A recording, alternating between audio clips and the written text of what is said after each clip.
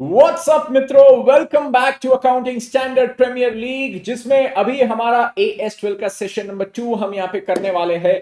Session number 1 में हमने AS12 की पूरी थियरी डिस्कस की, बढ़िया तरीके से पूरा AS12 यहाँ पे कवर किया। अब बारी आ चुकी है इसके क्वेश्चंस करने की।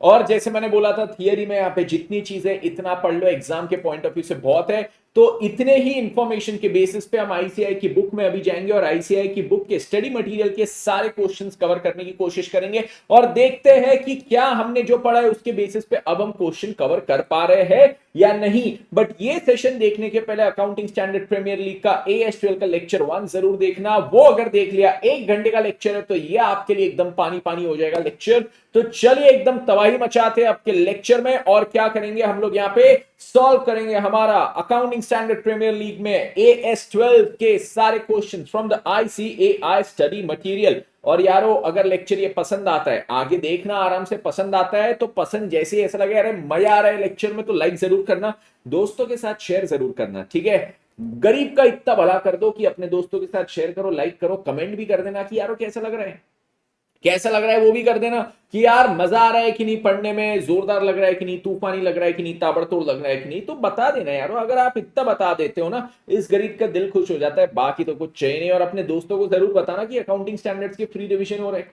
अभी अगर ये मेरा कंप्लीट हो गया तो हमारे कौन से अकाउंटिंग स्टैंडर्ड्स हो जाएंगे। हमारा सर स्टार्ट किया था 16, 19, 25, फिर 28, 28 के बाद फिर हमारा हो जाएगा 20, 20 के बाद सर आपने अभी 7 करवा दिया, 9 करवा दिया, 12, 12 के बाद मैं आपको अभी क्या करवाऊंगा, 18 करवाऊंगा इमीडिएट में। नेक्स्ट टू जो करवाऊंगा 18 और 17।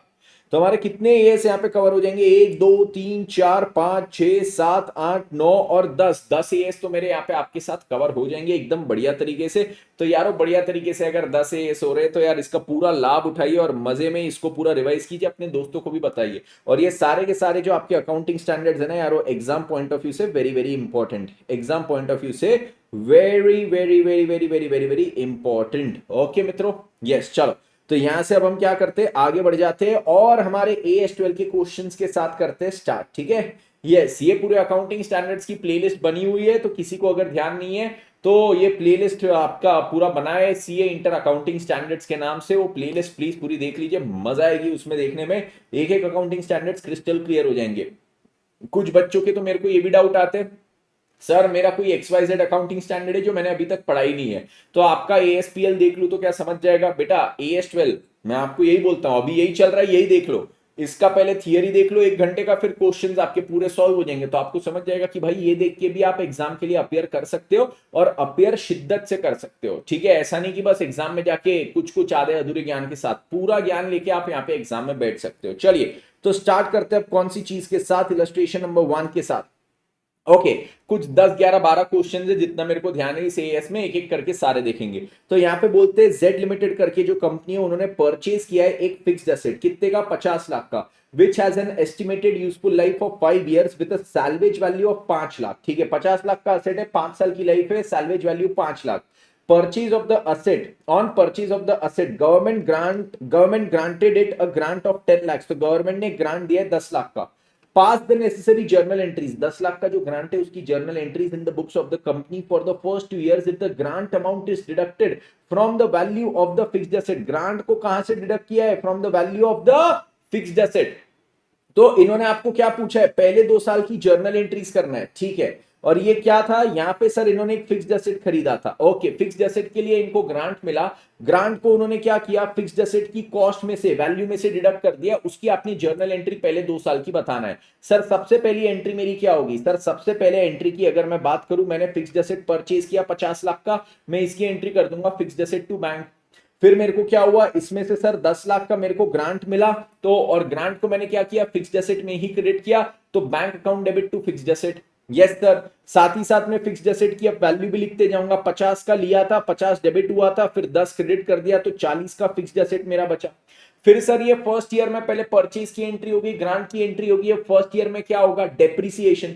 डेप्रिसिएशन के लिए सैल्वेज वैल्यू इन्होंने दिया है कि आपका सैल्वेज वैल्यू 5 लाख का बच जाएगा, मतलब 5 लाख की तो वैल्यू इस एसेट की मैं यूज ही नहीं कर रहा हूं कभी। हाँ सर, 5 लाख की तो वैल्यू आप कभी यूज ही नहीं करने वाले हो, तो क्या उसको मैं डेप्रिसिएट करूंगा, नहीं। तो ये 40 में से क्या करूंगा, मेरी इफेक्टिव कॉस्ट 40 है, ये 40 में से पहले 5 को हटा दूंगा क्योंकि वो 5 की सैल्वेज वैल्यू है, वो उतनी वैल्यू असेट की मैं यूज ही नहीं कर रहा हूं, तो उसको डेप्रिसिएट ही क्यों करूं। अब आया मैं 35 की वैल्यू पे, 35 की जो वैल्यू है उसको कितने साल में डेप्रिसिएट करना है, 5, तो डिवाइडेड बाय 5, तो 7 लाख का डेप्रिसिएशन आ जाएगा हर साल का। Very simple calculation. यस, तो ईयर 1 में सबसे पहले आपने एंट्री क्या कर दी, फिक्स्ड एसेट टू बैंक, फिर नेक्स्ट जो ग्रांट मिला उसके लिए bank to fixed asset, yes 10 lakh का हो गया, और उसके बाद अब डेप्रिसिएशन, तो डेप्रिसिएशन टू फिक्स्ड एसेट आ गया मेरा 7 लाख।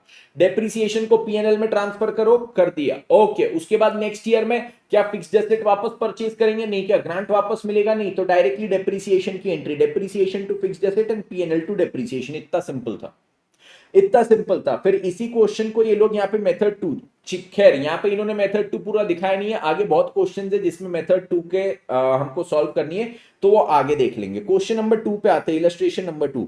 सर क्वेश्चन 1 तो एकदम लुल्लू पंजू था, एकदम इजी बेटा, एकदम इजी, सारे के सारे क्वेश्चन फटाफट हमारे हो जाएंगे, सारे के सारे क्वेश्चन हमारे फटाफट हो जाएंगे।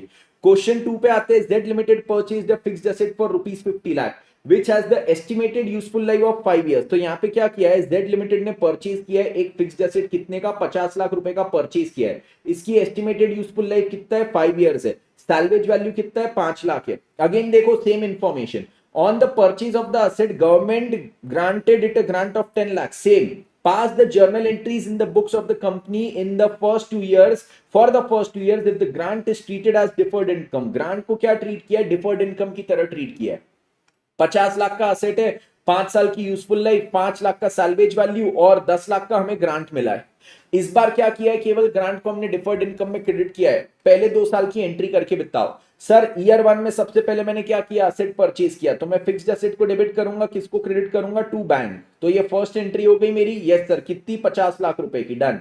फिर मेरे को ग्रांट मिला, ग्रांट मिला तो मैंने क्या किया सर, आपको जो ग्रांट मिला आपने इस बार उसको डिफर्ड इनकम में क्रेडिट किया, तो आप क्या करोगे सर, यहाँ पे बैंक को डेबिट करोगे 10 लाख रुपए से, और डीजीजी डिफर्ड गवर्नमेंट ग्रांट को क्रेडिट करोगे 10 लाख रुपए से, ठीक है, यस।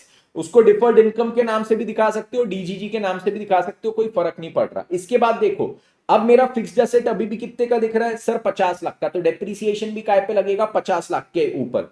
अब सर डेप्रिसिएशन का अगर मैं कैलकुलेशन यहां पे करता हूं, तो सर मेरे एसेट की वैल्यू 50 लाख, जिसमें से 5 लाख तो सैल्वेज वैल्यू है, मतलब ये तो मैं कभी यूज ही नहीं कर रहा, तो मैं 45 लाख पे डेप्रिसिएशन लगाऊंगा।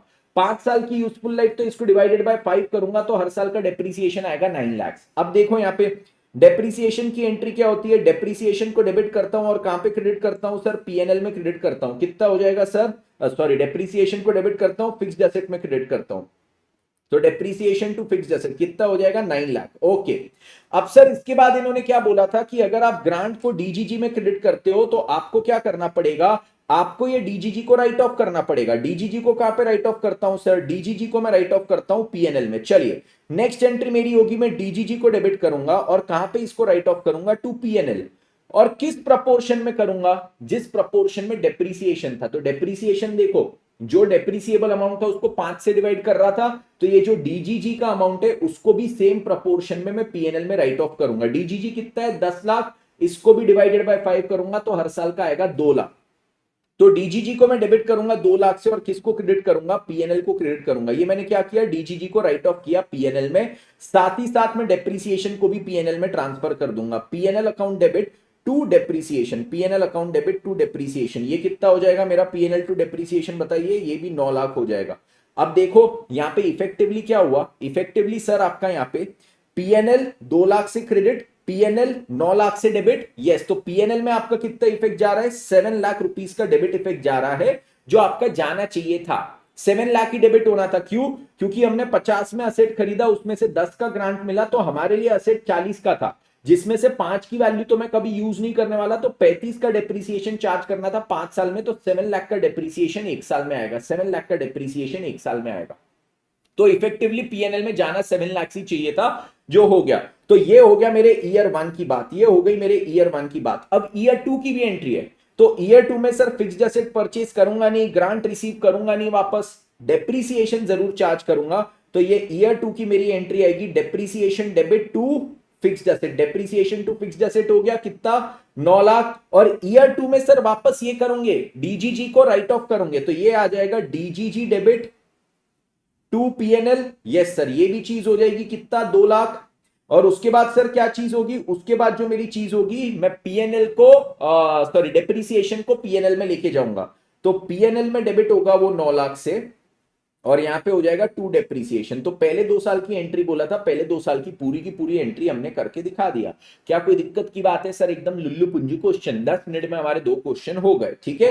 यस सर, तो ये एंट्रीज के साथ एक बार वेरीफाई कर लेना, आंसर सही आएगा। ओके चलिए यहां से आगे बढ़ जाते हैं, इलस्ट्रेशन नंबर 3 पे आते। संतोष, ओके संतोष पे आते। Santosh received a grant for 8 crore from the government for setting up a factory in the backward area. तो इन्होंने क्या किया है, इन्होंने ग्रांट रिसीव किया है 8 करोड़ का from the government for setting up a factory in the backward area. Sir backward area में फैक्ट्री सेटअप किया, उसके लिए उनको 8 करोड़ का ग्रांट मिला है। सर बैकवर्ड एरिया में हमने फैक्ट्री सेटअप किया, मतलब बैकवर्ड एरिया में मैंने कैपिटल कंट्रीब्यूट किया, कैपिटल मैंने वहां पे लगाया, मतलब सर प्रमोटर का कंट्रीब्यूशन, प्रमोटर के कंट्रीब्यूशन के अगेंस्ट में ग्रांट मिला है, तो ये ग्रांट को हम क्या करते हैं, ये ग्रांट को हम कैपिटल रिजर्व में क्रेडिट करते हैं। कैपिटल रिजर्व में ये क्या हो जाएगा, क्रेडिट हो जाएगा। बिल्कुल सही बात है, यस। अब बोलते हैं इस ग्रांट में से कंपनी ने डिस्ट्रीब्यूट किया 2 करोड़ डिविडेंड के तौर पे। सर ये ग्रांट सबसे पहले तो कैपिटल रिजर्व में क्रेडिट होना चाहिए। कैपिटल रिजर्व में जो भी अमाउंट आपका क्रेडिट हुआ, यहां पे सपोज 8 करोड़, तो क्या कैपिटल रिजर्व इसको हम डिविडेंड के लिए यूज कर सकते हैं क्या? नहीं सर, ये डिविडेंड के लिए यूज नहीं किया जा सकता है। आपने कंपनीज एक्ट में पढ़ा है डिविडेंड के लिए फ्री रिजर्व यूज कर सकते हैं। Capital reserve is not considered a free reserve. हमने ये चीज पढ़ा है कि डिविडेंड के लिए हम क्या यूज कर सकते हैं, we can use free reserve only. हम क्या कर सकते हैं, we can use free reserve only.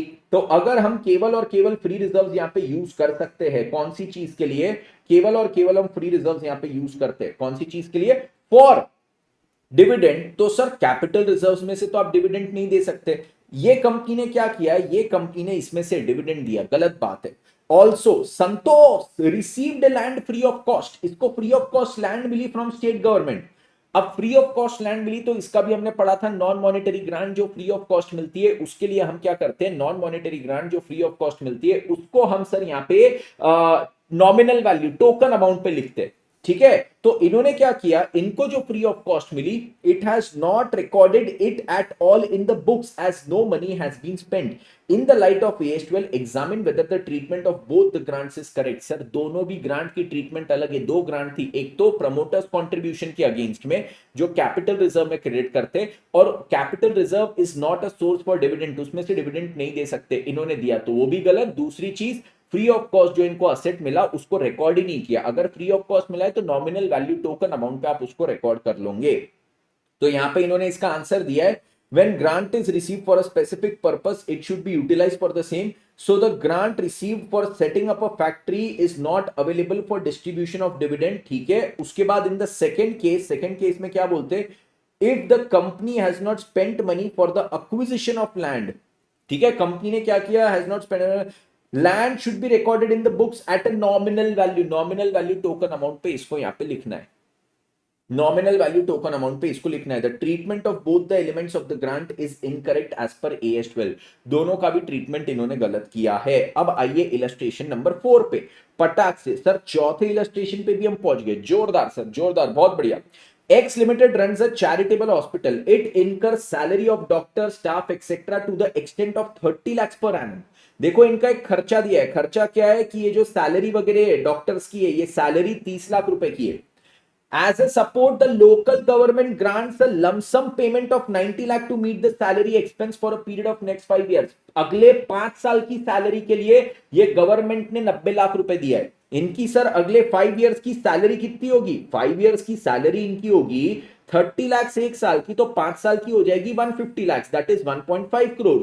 उसके अगेंस्ट में गवर्नमेंट ग्रांट कितना मिला है, गवर्नमेंट ग्रांट एक बार का लमसम 90 लाख मिला है। ओके, तो ये गवर्नमेंट ग्रांट किस नेचर का हुआ, गवर्नमेंट ग्रांट का जो नेचर है सर, इसका नेचर अब मैं यहां पे बोलूंगा इट इज रेवेन्यू।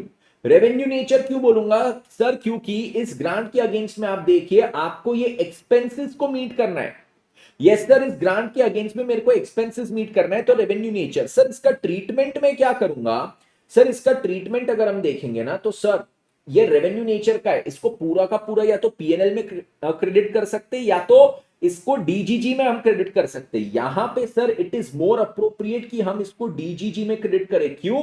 क्योंकि सर ये ग्रांट के अगेंस्ट में हमको केवल 1 साल का खर्चा नहीं उठाना है, ये ग्रांट के अगेंस्ट में हमको सर 5 इयर्स तक खर्चा उठाना है। ओ यस, और हर साल कितना खर्चा? 30 लाख 30 लाख 30 लाख 30 लाख 30 लाख, 5 साल तक इसका खर्चा उठाना है। तो हमको टोटल एक्सपेंस कितना है? टोटल जो मेरे को यहाँ पे एक्सपेंस है that is 150 lakh. Total expense 150 lakh है। कितने साल में? 5 साल में मेरे को ये इनकर करना है। ठीक है, तो मैं क्या करूंगा सर, अब देखो मैं इसका ट्रीटमेंट जो यहां पे करूंगा, सबसे पहले मेरे पास ग्रांट आएगी तो मैं बैंक में इसको डेबिट कर दूंगा, बैंक में डेबिट, और इसको मैं डीजीजी में क्रेडिट कर दूंगा। ठीक है, डीजीजी में क्रेडिट कितना? 90 लाख आया है। मैं अभी के अभी इसको पूरा पीएनएल में क्रेडिट नहीं करूंगा, इसके बाद में डीजीजी को पीएनएल में धीरे धीरे राइट ऑफ करूंगा। डीजीजी को मैं डेबिट करूंगा और कहां पे क्रेडिट करूंगा सर? इसको पीएनएल में क्रेडिट करूंगा। सर इसके लिए पीएनएल में इसको जब राइट ऑफ करते हो तो उसके लिए आपको कोई प्रपोर्शन लगता है, कुछ कॉस्ट वगैरह, जिसके प्रपोर्शन में मेरे पास कॉस्ट है क्या? सैलरी। सर पहले साल की 30, दूसरे की 30, तीसरे की 30, चौथे की 30, पांचवे की 30, टोटल हो गई सर कितनी? 150। टोटल सैलरी कितनी हो गई? 150। तो मेरे को बताओ ईयर 1 का प्रपोर्शन क्या आया? 30/150, मतलब 1/5। तो 90 लाख इंटू 1/5 कितना होगा? 90 लाख इंटू 1/5 कितना होता है? 18 लाख। तो पहले साल में मैं 18 लाख को यहां पे पीएनएल में ट्रांसफर करूंगा। ये ईयर 1 में भी करूंगा, फिर ईयर 2 में भी करूंगा, फिर ईयर 3 में भी करूंगा, फिर ईयर 4 में भी करूंगा, फिर ईयर 5 में भी करूंगा। पांचों साल में खटाखट खटाखट खटाखट खटाखट करते रहूंगा। ये चीज सभी को क्लियर हुई? Everybody clear with this? एकदम सिंपल। यस सर एकदम सिंपल। अब ये लोग क्या बोलते हैं, इन्होंने पूछा क्या है वो तो हम पहले पढ़ ले, हमने तो बिना पूछे इसको सॉल्व कर दिया, बट एक बार पढ़ लेते हैं। You are required to pass the necessary journal entries in the books of the company for the first year. First year की जर्नल एंट्री मैंने कर दी, ठीक है, और जर्नल एंट्री में साथ ही साथ आपको ये 30 लाख का खर्चा भी दिखाना पड़ेगा। मैंने 30 लाख के खर्चे की एंट्री नहीं की, मैंने केवल ग्रांट से रिलेटेड की। आप खर्चे की भी कर दोगे, salary account debit to bank, salary to bank, ये 30 लाख कर देना। फिर सैलरी को आप कहां पे ट्रांसफर करोगे? पीएनएल में, तो सैलरी का नेक्स्ट एंट्री कर देना जो पीएनएल में जाएगा। तो ऐसे 1 2 3 4 एंट्री आएगी फर्स्ट ईयर में। ओके, बोले एंट्री करने का and present in the statement of PNL. चलो ये अच्छी बात इन्होंने की, हमको पीएनएल के स्टेटमेंट में प्रेजेंट करके भी बताना है। Present in the statement of PNL when the grant is shown separately as other income. अब बोले ये ग्रांट जो आपको मिला है ना, वो ग्रांट को आप पीएनएल में अदर इनकम में दिखाते हो। सबसे पहले बोले अदर इनकम में दिखाते हो। अगर सर मैं इसको अदर इनकम में दिखाता हूं तो यहां पे क्या है देखो, मेरा ये पीएनएल का स्टेटमेंट बनेगा। पीएनएल के स्टेटमेंट में जहां पे मैं इनकम लिखता हूं, ठीक है, फाइनेंशियल स्टेटमेंट्स हम सबने पढ़ा हुआ है, इसमें जहां पे मैं इनकम लिखता हूं, इनकम में मेरे पास आता है अदर इनकम। इनकम में अदर इनकम आता है, तो अदर इनकम में इसको दिखा दूंगा 18 लाख। 18 लाख 5 साल में दिखाऊंगा, 90 लाख एक साथ नहीं, क्योंकि मैंने अभी बोला कि इसको डीजीजी में क्रेडिट करेंगे, डीजीजी से पीएनएल में हर साल 18 18 18 करेंगे। तो year 1, year 2, year 3, year 4, year 5, इस प्रकार से हर साल 18 18 18 जाएगा अदर इनकम में।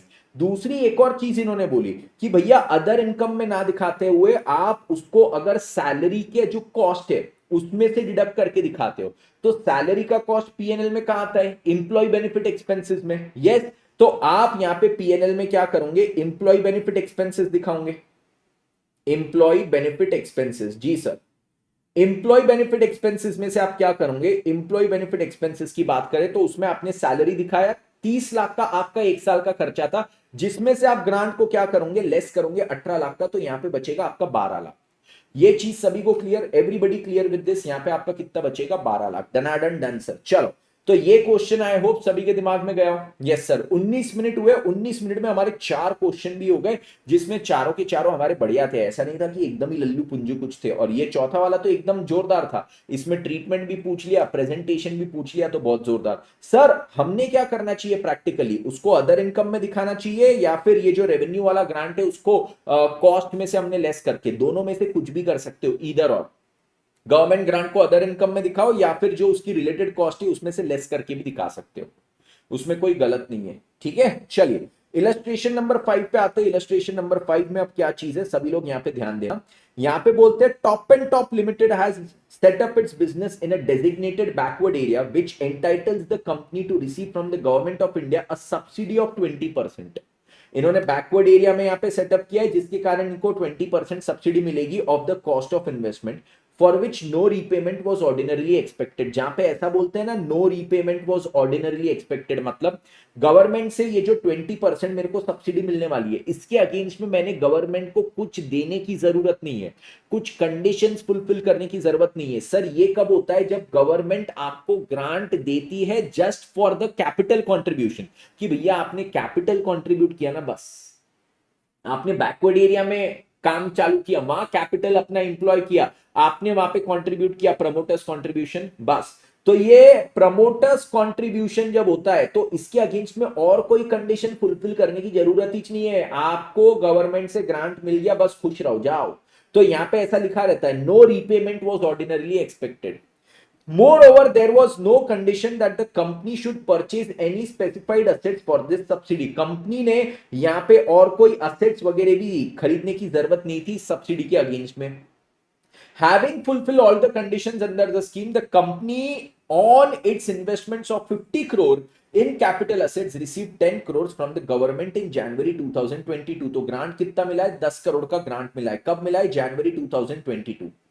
The company wants to treat this receipt as an item of revenue. अरे अरे अरे, कंपनी को क्या करना है? कंपनी बोलती है भैया मैं इसको आइटम ऑफ रेवेन्यू मानूंगी। मैं क्या मानूंगी? इसको आइटम ऑफ रेवेन्यू मानूंगी। आइटम ऑफ रेवेन्यू भैया ये क्या है? ये कैपिटल कंट्रीब्यूशन के अगेंस्ट में, प्रमोटर्स कंट्रीब्यूशन के अगेंस्ट की ग्रांट है, तो इसको आप रेवेन्यू में, पीएनएल में कैसे ट्रीट कर सकते हो? आपको कैपिटल रिजर्व में ले जाना पड़ेगा, ठीक है। तो यहां पे ये चीज है कि ये कैपिटल रिजर्व में, ट्रीटेड एज कैपिटल रिजर्व। इसको आप डिफर्ड इनकम वगैरह नहीं कर सकते, इसको आप बेसिकली यहाँ पे कुछ भी नहीं, मतलब रेवेन्यू की तरह ट्रीट नहीं कर सकते। You can not treat it as revenue. ये प्रमोटर्स कंट्रीब्यूशन के अगेंस्ट में आपको ग्रांट मिली है, तो उसको कैपिटल रिजर्व में आपको ट्रीट करना पड़ेगा। ओके, यस, चलो। तो accounting treatment of the company is not proper, accounting treatment is not proper. Next उस पे आते इलस्ट्रेशन नंबर 6 पे। तो आ जाइए, इलस्ट्रेशन नंबर 6 में क्या है? इलस्ट्रेशन नंबर 6 में बोलते हैं, how would you treat the following in the accounts in accordance with AS12 government grants. ये चीजों को आप कैसे ट्रीट करेंगे?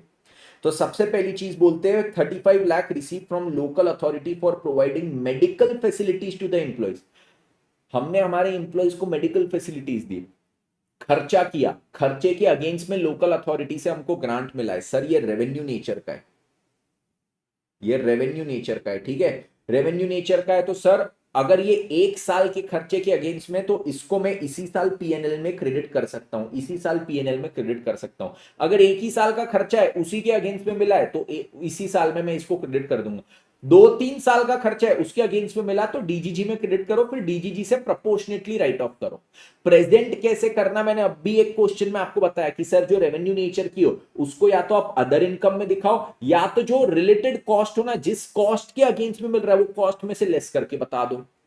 सिंपल सी बात हो गई। कोई क्या इसमें चिंता का विषय? कोई चिंता का विषय नहीं है, तेरे भाई जैसा कोई हार्ड इच नहीं है। चलो नेक्स्ट चीज पे आते हैं। नेक्स्ट चीज, point number 2, ₹100 lakhs received as subsidy from central government for setting up a unit in the notified backward area. Subsidy is in the nature of promoters contribution. Sir promoters contribution के against में तो ये capital reserve में credit होगा, कोई सोचने का इसमें सवाल ही नहीं है। इसको हम कैपिटल रिजर्व में क्रेडिट करेंगे। इससे सिंपल कोई क्वेश्चन हो सकता था? नहीं। और कुछ है? नहीं, हो गया। अब रिफंड ऑफ गवर्नमेंट ग्रांट्स पे आते हैं। Refund of government grants illustration number 7 पे आइए। हमारे कितने मिनट हुए सर? 23 मिनट, 24 मिनट हुए। 24 मिनट में हमारे 6 इलस्ट्रेशन हो गए। इलस्ट्रेशन नंबर 7, मेरे ख्याल से कुछ 11 से 12 क्वेश्चन है मैक्सिमम इसमें। अब देखो यहाँ पे क्या बोलते हैं, Z limited purchase the fixed asset for 50 lakh. तो जेड लिमिटेड ने क्या किया है? परचेज किया है एक फिक्स्ड एसेट 50 लाख रुपए के लिए, which has an estimated useful life of 5 years, salvage value 5 lakh. ये तो ऊपर जो क्वेश्चंस किए वैसे ही डेटा है। 50 लाख का असेट, 5 लाख की life, salvage value 5 lakh. On purchase of the assets government granted it a grant of 10 lakh, ये भी same. The amount was reduced from the cost of fixed asset. इसको हमने क्या किया? 10 लाख को हमने फिक्स्ड एसेट की कॉस्ट में से डिडक्ट किया था, ठीक है। फिर बोले नेक्स्ट चीज क्या है, grant was considered as refundable in the end of second year. Second year के एंड में अब इसको रिफंड करना है, refundable in the end of second year to the extent, और कितना है वो भी बोला है, 7 लाख रुपए रिफंड करना है। 10 लाख का हमको ग्रांट मिला था, 10 लाख में से 7 लाख रिफंड करना है। Pass the journal entry for refund of grant as per the first method. मतलब देखो यहाँ पे क्या है, सबसे पहले मैंने ग्रांट को क्या किया है, सबसे पहले this amount was reduce from the cost of fixed asset, fixed asset के कॉस्ट में से हमने इसको रिड्यूस किया है, फिक्स्ड एसेट के कॉस्ट में से रिड्यूस किया। तो ये क्या चीज हो गई थी सर, मेरे पास ग्रांट आया था, ठीक है, मेरे पास ग्रांट आया था, तो ये क्या है, मैंने बैंक को यहां पे डेबिट किया था और कहां पे क्रेडिट किया था, मैंने इसको फिक्स्ड एसेट में यहां पे क्रेडिट कर दिया था, फिक्स्ड एसेट में 10 लाख रुपए मैंने क्रेडिट कर दिया था। अब देखो इसके बाद क्या है, अब देखो इसके बाद क्या है, इसके बाद सर अब मैं रिफंड कर रहा हूं, तो सर आपने जब इसको फिक्स्ड एसेट में क्रेडिट किया था तो आप फिक्स्ड एसेट में डेबिट करोगे, यस, इसको हम क्या करेंगे, फिक्स्ड एसेट में डेबिट करोगे, तो ये हो जाएगा fixed asset account debit, fixed asset में मैं डेबिट करूंगा कितना, 7 लाख, और ये हो जाएगा टू बैंक, या फिर ग्रांट पेबल, जीपी लिख रहा हूं, मतलब ग्रांट पेबल 7 लाख रुपए। Everybody clear with this, everybody clear with this, 100% clear, ये गया सबके दिमाग में, सभी के दिमाग में गया, ये सभी के दिमाग में क्लियर, यस। तो ये हो गया मेरा इलस्ट्रेशन नंबर 7, बस इतना ही था, फिक्स्ड एसेट्स में डेबिट करेंगे और बैंक में या ग्रांट पेबल में हम इसको क्रेडिट कर देंगे, डन, सिंपल क्वेश्चन। इलस्ट्रेशन 8 पे आइए, इलस्ट्रेशन 8 पे बोलते हैं आपने फिक्स्ड एसेट 20 लाख का परचेज किया था, government grant receive towards it is 8 lakh, मेरे को जो यहाँ पे गवर्नमेंट ग्रांट मिला 8 lakh, residual value 4 lakh, useful life 4 साल, 20 60 4 लाख का रेसिडुअल वैल्यू, 4 साल का useful life, assume depreciation on SLM, ठीक है, asset is shown in the balance sheet net of grant. अच्छा ये देखो आपको बता दिया कि आपने ग्रांट की अकाउंटिंग कैसे की थी, असेट को आप बैलेंस शीट में जब प्रेजेंट करते हो ना तो नेट ऑफ ग्रांट, मतलब आपने ग्रांट को असेट में क्रेडिट किया था, आपको जो ग्रांट मिला ना, ग्रांट की आपने अकाउंटिंग क्या की, बैंक डेबिट और असेट को क्रेडिट, यस। तो जब ग्रांट मिली थी असेट में क्रेडिट हुआ था। अब बोलते हैं after 1 year grant becomes refundable to the extent of 5 lakh due to non compliance with certain conditions. 1 साल बाद ये जो 8 लाख की ग्रांट थी उसमें से 5 लाख अब क्या हो गया है, refundable, pass journal entries for first 2 years, ठीक है। और ग्रांट रिफंडेबल कब हुआ, आफ्टर 1 ईयर, 1 साल बाद, पहले 1 साल सब हो गया, उसके बाद ग्रांट रिफंडेबल हो गया, और एंट्री 2 साल की करना है। चलो सर बढ़िया है, एंट्री 2 साल की पूछना तो करते हैं यहां पे।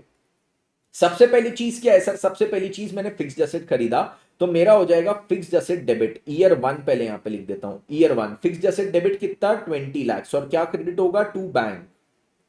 मित्रों लेक्चर पसंद आ रहा हो, सेशन पसंद आ रहा हो तो प्लीज यार लाइक जरूर कर देना, कमेंट भी कर दो ना, ये तो रिकॉर्डेड ही देख रहे हो तो कमेंट भी कर दो, रिकॉर्डेड देखते देखते कमेंट तो कर ही सकते हो, सर पसंद आ रहा है, समझ रहा है, वैसा लिख दो, ठीक है, शेयर भी कर देना लोगों के साथ, ठीक है, गरीब खुश हो जाएगा। ओके, तो यहां पे क्या है, फिक्स्ड एसेट आपने परचेज किया है 20 लाख रुपए का, तो वो हुआ, आपको ग्रांट मिला 8 लाख का, और 8 लाख आपने क्या किए, फिक्स्ड एसेट में से ही कम किए, तो नेक्स्ट एंट्री बैंक मैंने डेबिट किया कितना, 8 लाख रुपए, और इसको कहां से क्रेडिट किया, bank account debit to fixed asset 8 lakh रुपए, चलो डन। इसके बाद नेक्स्ट चीज क्या है, डेप्रीसिएशन, अब मेरे को यहां पे चार्ज करना है, डेप्रीसिएशन इस पे आएगा, ठीक है। अब सर देखो डेप्रीसिएशन के लिए हमारा, डेप्रीसिएशन के लिए 20 लाख का असेट था, जिसमें से ग्रांट असेट में से ही माइनस किए तो 12 लाख बचा वैल्यू, इसका रेसिडुअल वैल्यू बोले 4 लाख, मतलब 4 लाख की वैल्यू तो मैं कभी यूज ही नहीं करने वाला, तो उसको क्या डेप्रीसिएट करूंगा क्या, नहीं, तो डेप्रीसिएट करने के लिए 8 लाख की वैल्यू बची, कितने साल में डेप्रीसिएट करेंगे इसको, 4 साल में, तो हर साल का डेप्रीसिएशन आएगा 2 लाख। चलो डेप्रीसिएशन करते हैं इस पे, ठीक है, just a second. Okay, so depreciation की हम एंट्री पे थे, डेप्रीसिएशन का अमाउंट कितना था, 2 लाख, तो डेप्रीसिएशन को डेबिट करेंगे टू फिक्स्ड एसेट, कितना हो जाएगा, 2 लाख। अभी ईयर 1 की हमारी 3 एंट्री हो गई, एक फिक्स्ड एसेट हमने परचेज किया, एक हमने ग्रांट रिसीव किया 8 लाख का, फिर डेप्रीसिएशन चार्ज किया, फिर उसके बाद क्या चीज है सर, नेक्स्ट हमको एक और एंट्री करना है, डेप्रीसिएशन को पीएनएल में डालना है, तो पीएनएल डेबिट करेंगे 2 लाख टू डेप्रीसिएशन, ठीक है सर, यस। ये ईयर 1 के एंड तक हमारी इतनी एंट्रीज हो जाती है, यहां पे ईयर 1 के एंड की पूरी एंट्रीज मेरी खत्म हो गई। अब इसके बाद इन्होंने क्या बोला है, आफ्टर ईयर 1, मतलब ईयर 1 खत्म हुआ उसके बाद ग्रांट रिफंडेबल हो गया 5 लाख का, अब सर जब हमारे पास ग्रांट आया था तो मैंने एंट्री क्या की थी, बैंक में डेबिट किया था और फिक्स्ड एसेट्स में क्रेडिट किया था। अब जब मैं ग्रांट को रिफंड करता हूं तो वापस एंट्री क्या होगी, सर ग्रांट को अगर आप रिफंड कर देते हो तो आप फिक्स्ड एसेट्स में डेबिट करोगे कितना, 5 लाख, और कहां पे क्रेडिट करोगे सर, बैंक में क्रेडिट करोगे 5 लाख रुपए। तो सर अब देखो फिक्स्ड एसेट्स की वैल्यू आपके पास कितनी बची, फिक्स्ड एसेट्स की जो वैल्यू थी स्टार्टिंग में 20 लाख का लिए थे, उसमें से 8 लाख मैंने माइनस किया था, यस ये डेबिट किया था फिर क्रेडिट किया था, फिर और सर 2 लाख का डेप्रीसिएशन हमने माइनस किए, और फिर उसके बाद सर 5 लाख हमने ऐड किए। तो अब कितनी वैल्यू बचती है फिक्स्ड एसेट्स की, ये 12 हो गया, 12 के बाद 10, 10 में 5 जोड़ दो तो 15, 15 लाख की वैल्यू बची है at the end of year 1। अब सर इन्होंने एंट्री हमको पूछी है 2 साल की पूरी, तो अब ईयर 2 की भी एंट्री करके बताना पड़ेगा। ईयर 2 में अब क्या एंट्री होगी, क्या फिक्स्ड एसेट्स परचेज की, क्या ग्रांट रिसीव करने की, नहीं सर डेप्रीसिएशन की होगी क्या, हाँ सर डेप्रीसिएशन की जरूर होगी, तो डेप्रीसिएशन को डेबिट करेंगे और फिक्स्ड एसेट्स को क्रेडिट करेंगे। कितना, तो सर अब ये जो 15 लाख की वैल्यू बची है, यूजफुल लाइफ मेरा कितना है, तो देखिए 15 लाख की मेरी वैल्यू बची है, जिसमें से मैं यहाँ पे 4 लाख का जो रेसिडुअल वैल्यू है वो तो मैं यूज करने ही नहीं वाला हूं ना, रेसिडुअल वैल्यू ऑफ 4 लाख, उतनी वैल्यू तो मैं यूज नहीं कर रहा हूं, तो उसको क्यों डेप्रिसिएट करूं। तो सर 11 लाख हमने डेप्रिसिएट करना है, कितने साल में, 3 साल में, तो 11 डिवाइडेड बाय 3, तो मेरा डेप्रिसिएशन कितना हो जाएगा ये देखते हैं। तो this becomes 11 divided by 3 which comes to 3.67, ठीक है, तो ये हो जाएगा मेरा 3.67 lakhs। ओके, तो ये डेप्रिसिएशन का अमाउंट आएगा 3.67 lakhs, बिल्कुल सर। और फिर उसके बाद हम क्या करेंगे, ये डेप्रिसिएशन को पीएनएल में ट्रांसफर करेंगे, पीएनएल डेबिट 3.67 टू डेप्रिसिएशन। जी सर, ये मेरी ईयर 2 की एंट्रीज हो गई खत्म।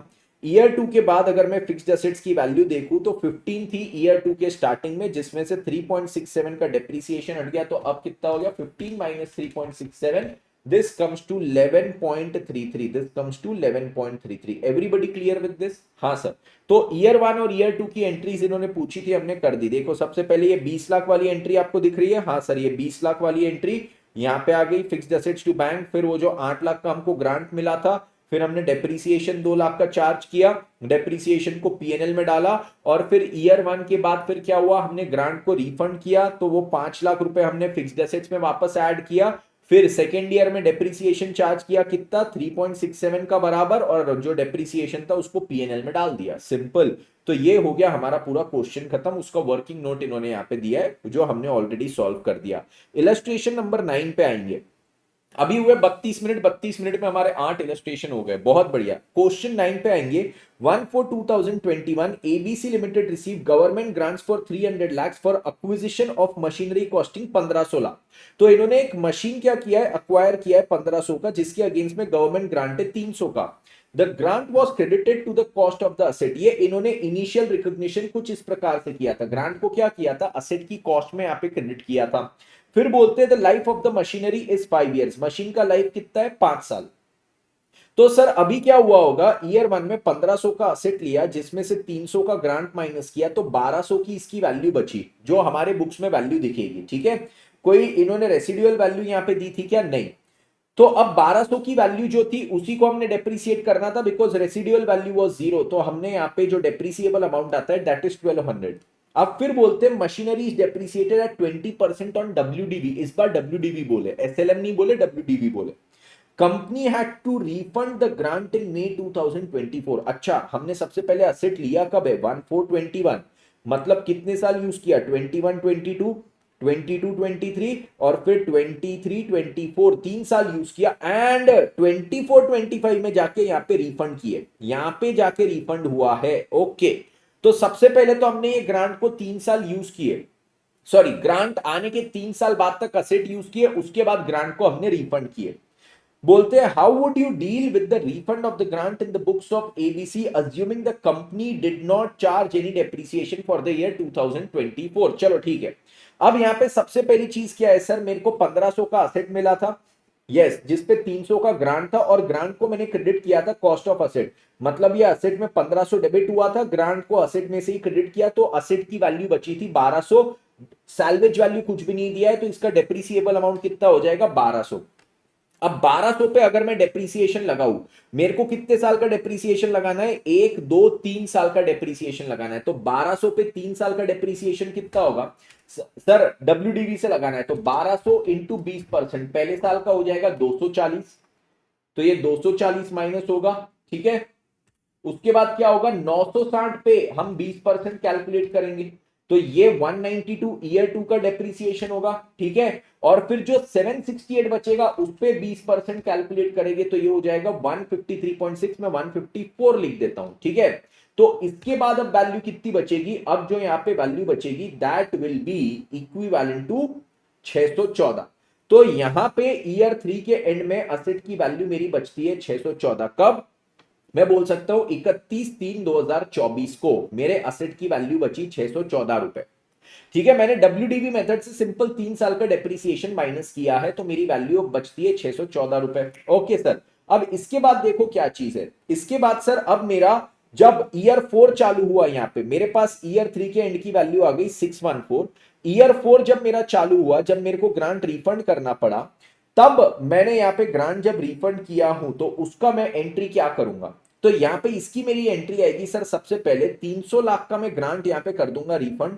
तो 300 लाख के लिए मैं यहां पे क्या करूंगा, इन द ईयर 24-25 की अगर मैं जर्नल एंट्री की बात करूं, सबसे पहले फर्स्ट एंट्री मेरी कब आएगी, मई में जब मैंने ग्रांट रिफंड किया तो मैं यहां पे कर दूंगा सर फिक्स्ड असेट को डेबिट। फिक्स्ड असेट या फिर मशीन था ना, मशीन स्पेसिफिकली लिखे थे तो हम करेंगे यहां पे सर मशीन को डेबिट, मशीन को हम डेबिट करेंगे to bank. Okay, to bank हो जाएगा कितना सर, 300 लाख का आप ग्रांट यहां पे रिफंड करोगे, 300 लाख, ठीक है। अब सर इससे क्या हो जाएगा, मेरे मशीन की वैल्यू में 614 में 300 और ऐड हो जाएगा तो टोटल वैल्यू मेरे मशीन की अब हो जाएगी कितनी सर, 914।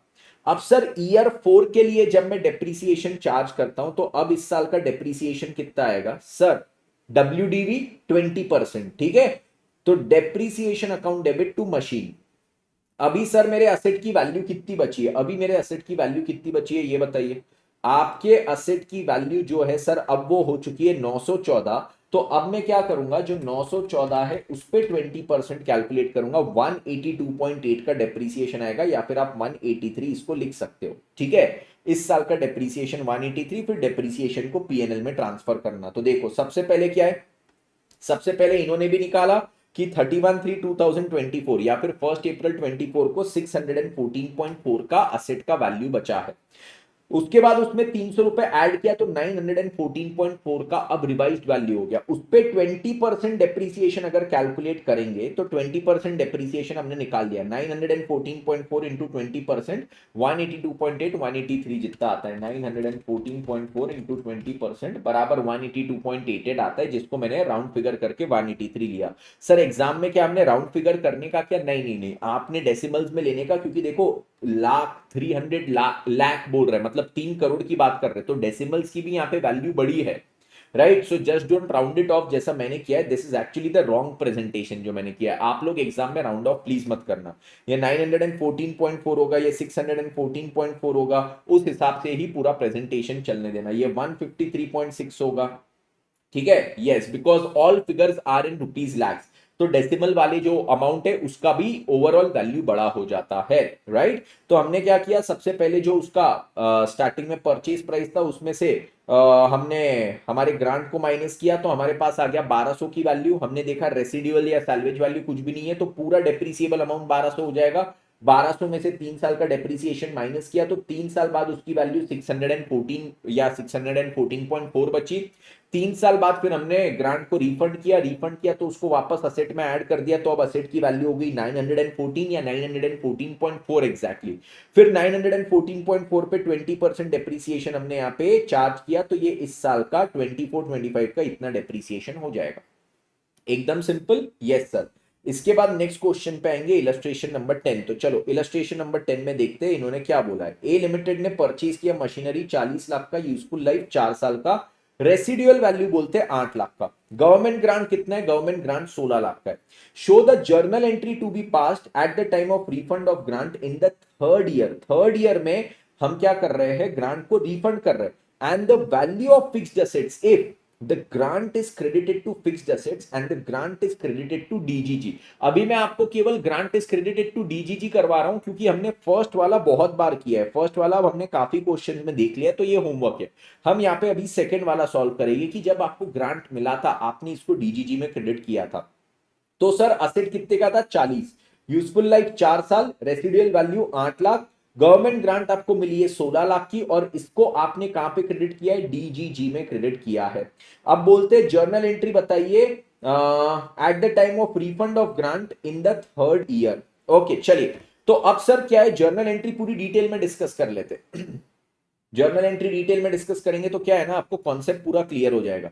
सबसे पहले ईयर 1 की बात करते हैं। ईयर 1 में मैंने असेट परचेज किया कितने का, 40 का, तो मेरे पास आ जाएगा असेट का नाम क्या है, मशीन है, मशीन 40 लाख की आ जाएगी, तो मैं मशीन को करूंगा debit, machine account will be debited bye 40 lakh. और कहां पे क्रेडिट करूंगा इसको, बैंक में मैं इसको कर दूंगा क्रेडिट 40 लाख से। इसके बाद नेक्स्ट चीज मेरी क्या हो जाएगी, मशीन को डेबिट किया, बैंक को क्रेडिट किया। नेक्स्ट चीज सर इसका इन्होंने बोला है कि सर इस पे आपको ग्रांट मिला 16 लाख का, तो 16 लाख का ग्रांट, और ये ग्रांट को डीजीजी में क्रेडिट किया, तो बैंक अकाउंट को डेबिट करेंगे 16 लाख रुपए से, और डीजीजी में इसको क्रेडिट कर देंगे कितना, 16 लाख रुपए से। डन सर, ये चीज हो गया। इसके बाद सर अब ये असेट की वैल्यू तो 40 लाख है, तो डेप्रीसिएशन कितने पे आएगा, 40 पे, तो डेप्रीसिएशन चार्ज करते हैं, डेप्रीसिएशन डेबिट टू मशीन। अब सर डेप्रीसिएशन का अमाउंट कैसे निकालोगे, 40 लाख का असेट है, बट इस क्वेश्चन में इसका रेसिडुअल वैल्यू भी दिया है। रेसिडुअल वैल्यू कितना दिया है क्वेश्चन में, रेसिडुअल वैल्यू यहाँ पे बोलते हैं 8 लाख, मतलब ये असेट की 8 लाख रुपए की वैल्यू तो मैं यूज ही नहीं कर रहा हूं, तो क्या मैं उसको डेप्रीसिएट करूंगा, नहीं, तो ये हो जाएगा कितना, 32। 32 को कितने साल में मेरे को डेप्रीसिएट करना है, 32 को मैंने डेप्रीसिएट करना है 4 ईयर्स में। यूजफुल लाइफ 4 ईयर्स है, और स्ट्रेट लाइन मेथड से ही करेंगे, तो हर साल का डेप्रीसिएशन आ जाएगा 8 लाख रुपए का। तो ये डेप्रीसिएशन मैंने चार्ज कर दिया यहाँ पे कितना, 8 लाख रुपीस का। ये चीज सभी को क्लियर, यस।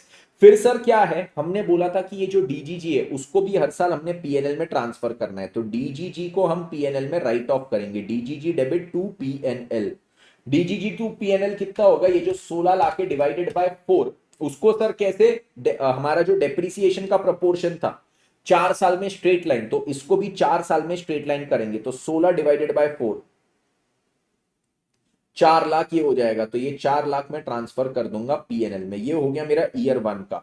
और सर ईयर 1 में क्या है, इसको पीएनएल में ट्रांसफर कर देना, ठीक है, वो मैं नहीं लिख रहा हूं, सिंपल सी एंट्री है। फिर हम लोग आते ईयर 2 पे। ईयर 2 में क्या है, असेट परचेज करने की नहीं, आपको वापस डीजीजी मतलब ये ग्रांट रिसीव करने की एंट्री नहीं, बट डेप्रीसिएशन की एंट्री वापस करोगे।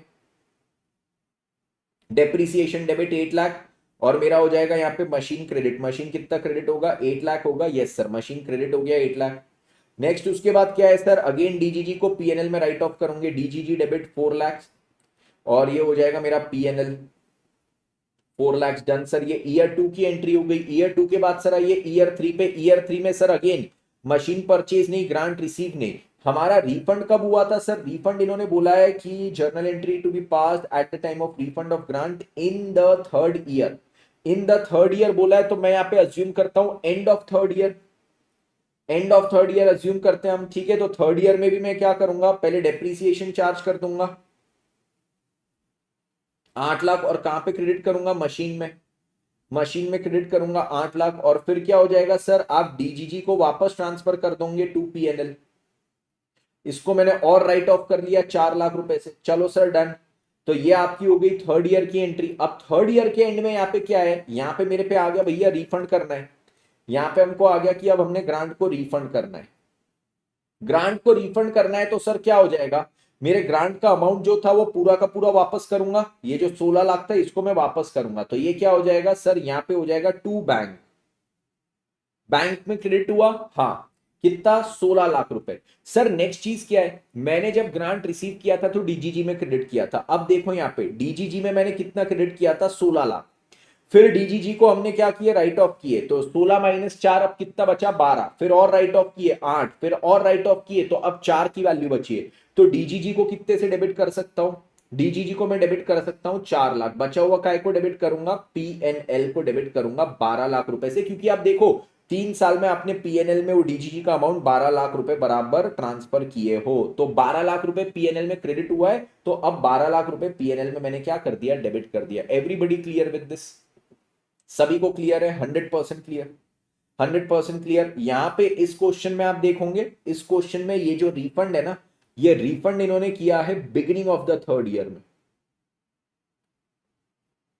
Beginning of third year. ठीक है, बिगिनिंग ऑफ थर्ड ईयर अगर हम यहाँ पे अजम्पशन ले ले कि मैंने थर्ड ईयर के बिगिनिंग में किया है, तो सर क्या हो जाएगा, मेरे को 16 लाख तो पे करना है, तो ये हो जाएगा टू बैंक 16 लाख। ठीक है, फिर क्या है सर, थर्ड ईयर में आप देखो आपके पास डीजीजी का बैलेंस कितना था। डीजीजी में पहले मेरे पास 16 लाख था, जिसमें से ईयर वन में मैंने 4 लाख यहां पे राइट ऑफ किया, ईयर टू में 4, तो 8 राइट ऑफ हुआ है। हाँ सर, 8 लाख यहां पे राइट ऑफ हुए, तो डीजीजी में बैलेंस अब 8 लाख का बचा है, तो डीजीजी को हम डेबिट करेंगे कितने से, 8 लाख से, और बचा हुआ कहां पे होगा, पीएनएल में डेबिट होगा 8 लाख से। ठीक है, अब यहां पे क्वेश्चन में इन्होंने, सर हमने क्या लेना, हमने beginning of the third year लेने का कि end of the third year लेने का? आईसीआई का अजम्पशन बेटा लेके चलने का। आईसीआई अगर बोलता है कि journal entry to be passed at the time of refund in the third year, in the third year बोलता है, तो आपने यहाँ पे बिगिनिंग लेके चलने का, क्योंकि आईसीआई ने वो अजम्पशन लिया है। बट मैं आपको ये यहाँ पे सजेस्ट करूंगा कि साथ में लिख भी देना कि आपने अजम्पशन क्या लिया है। यहाँ पे इन द थर्ड ईयर बिगिनिंग भी हो सकता है, इन द थर्ड ईयर एंड भी हो सकता है, दोनों में से कुछ भी, बट आईसीआई ने बिगिनिंग लिया तो हम भी बिगिनिंग ही लेके चलेंगे। ये डिफॉल्ट अजम्पशन हो जाएगा कि अगर कुछ नहीं लिखा तो बिगिनिंग ही लेके चलेंगे, कुछ नहीं लिखा तो हम बिगिनिंग ही लेके चलेंगे। डिफॉल्ट अजम्पशन मेरा यहाँ पे हो जाएगा। Everybody clear with this? Everybody clear with this? 100% clear है सभी को? यस, गया सबके दिमाग में? किसी को इसमें कोई भी डाउट होना नहीं चाहिए। ये इलस्ट्रेशन नंबर 10 हमारा हो चुका है। इलस्ट्रेशन नंबर 10 के बाद फिर आते हैं और नीचे इलस्ट्रेशन नंबर 11 पे। इलस्ट्रेशन 11 में अब ये लोग क्या बोलते हैं, 46 मिनट्स हमारे हो गए, 46 मिनट्स में 10 इलस्ट्रेशन हमारे हो गए। ये चैरिटेबल है, company X runs a charitable hospital, salary to doctors, और स्टाफ को ये सैलरी देता है to the extent of 30 lakh per annum. ठीक है, as a support the local government grants a lump sum payment of 90 lakhs to meet the salary expense for a period of next 5 years। तो देखो lump sum इन्होंने क्या किया, एक grant दिया है 90 लाख का, जिससे आपके सैलरी एक्सपेंस को सपोर्ट होगा for the next 5 years. Okay, और मेरे हर साल का सैलरी एक्सपेंस 30 लाख, ऐसा एक क्वेश्चन पहले भी किए। अब देखो यहां पे इन्होंने लिखा है at the start of year 4, यहां पे बराबर लिखा है ना start of year 4, company X is unable to meet the conditions attached to the grant and is required to refund the entire grant of 90 lakhs। अब beginning of year 4 में पूरा refund करना है। You are required to pass the journal entries in the books of the company for refund of grant if अब यहां पे देखो if the grant was shown separately as other income। ठीक है, तो ग्रांट को आपने क्या किया था, अदर इनकम के तौर पे पहले दिखाया था। ठीक है, चलो अब सर ये क्या है, सबसे पहले तो यहाँ पे ये देखो, ये रेवेन्यू नेचर का मेरा ग्रांट है। रेवेन्यू नेचर का ग्रांट है तो सर या तो पीएनएल में क्रेडिट होगा या तो डीजीजी में क्रेडिट होगा।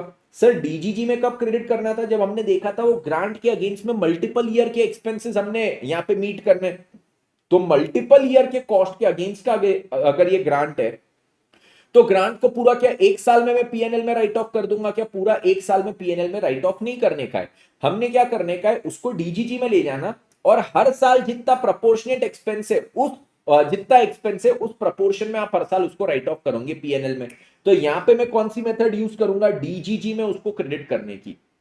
चलिए इसको डीजीजी में क्रेडिट करने की मेथड से सॉल्व करते हैं। सर ईयर 1 में क्या हुआ होगा, सबसे पहले जब मेरे को ग्रांट मिला तो मेरी क्या एंट्री हुई होगी, बैंक में सर आपका ग्रांट डेबिट हुआ होगा, कितने लाख का मिला है, 90 लाख का, और कहां पे क्रेडिट करेंगे, बैंक अकाउंट डेबिट, और कहां क्रेडिट हो जाएगा मुझे बताइए, टू डीजीजी, 90 लाख रुपए। सर इसी में से क्या है, इसी में से मैंने ग्रांट में से मेरे को 5 साल 30 लाख 30 लाख 30 लाख 30 लाख 30 लाख का खर्चा इनकर करना है, मतलब हर साल सेम है, प्रपोर्शन सेम है, 1/5 1/5 1/5।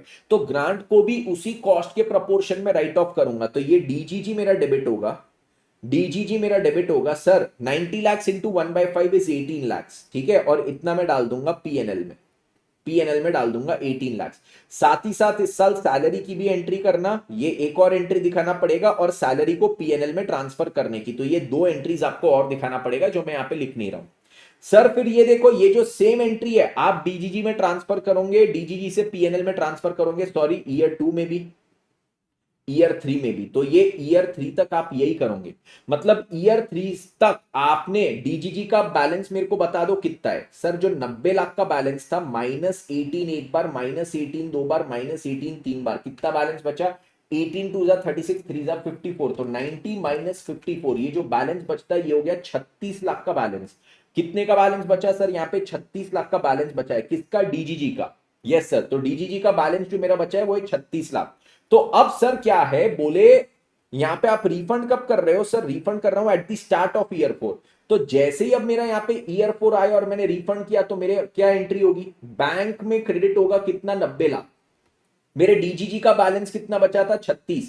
तो मैं डीजीजी में यहां पे डेबिट कितना करूंगा? डीजीजी में डेबिट करूंगा 36। और डीजीजी से देखो पीएनएल में कितना गया है? पीएनएल में हर साल यहां पे सर पहले साल 18, दूसरे साल 18, तीसरे साल 18, 54 लाख चले गया, तो वो पीएनएल में डेबिट करूंगा 54 लाख। अब मैं ये चीज क्लियर, तो ये एंट्री मेरी काय की हो जाएगी? This will be the entry for refund of government grant. Okay, देख लो यहाँ पे डीजीजी 36 से डेबिट, पीएनएल 54 से डेबिट, टू बैंक 90 लाख। ये चीज सभी को क्लियर है? Everybody clear with this? ठीक है, चलिए, तो ये चीज हमारी हो गई। होमवर्क के आपको क्वेश्चंस ये दे देता हूं, ये दोनों हमारे जैसे क्वेश्चंस है 6 7 8, हमने जैसे अभी किए सेम टू सेम वैसे ही क्वेश्चंस है। तो इसी के साथ अब हमारा AS12 भी पूरा खत्म होता है। एंड मित्रों, अगर आपको AS12 यहाँ पे जो क्वेश्चंस कराए वो पूरे पसंद आए, मैंने लगभग पूरी स्टडी मटेरियल के क्वेश्चंस आपको करवा दिए, तो लेक्चर को लाइक जरूर करना। आपको जो बात खास लगी लेक्चर की वो भी लिखना कमेंट्स में, और अपने दोस्तों के साथ जरूर शेयर करना। और इसी तरह लॉजिकल पढ़ाई करने के लिए जुड़ते जाइए फॉर विद तेजा भाई, फॉर लॉजिकल पढ़ाई विद तेजा भाई in the accounting standard premier league, जिसमें अब नेक्स्ट अकाउंटिंग स्टैंडर्ड हम लोग करेंगे AS18। तो इसी के साथ हमारा AS12 पूरा वाइंड अप होता है। Thank you so much everybody, मिलते हैं सबसे अब नेक्स्ट हमारे सेशन में। बहुत सारे अकाउंटिंग स्टैंडर्ड्स आपके हो चुके हैं, प्लीज उसको शिद्दत से पढ़िए, अच्छी तरह उसको पूरा कंप्लीट कीजिए। हम आपको नेक्स्ट उसमें मिलेंगे। Thank you so much guys, take care, bye bye.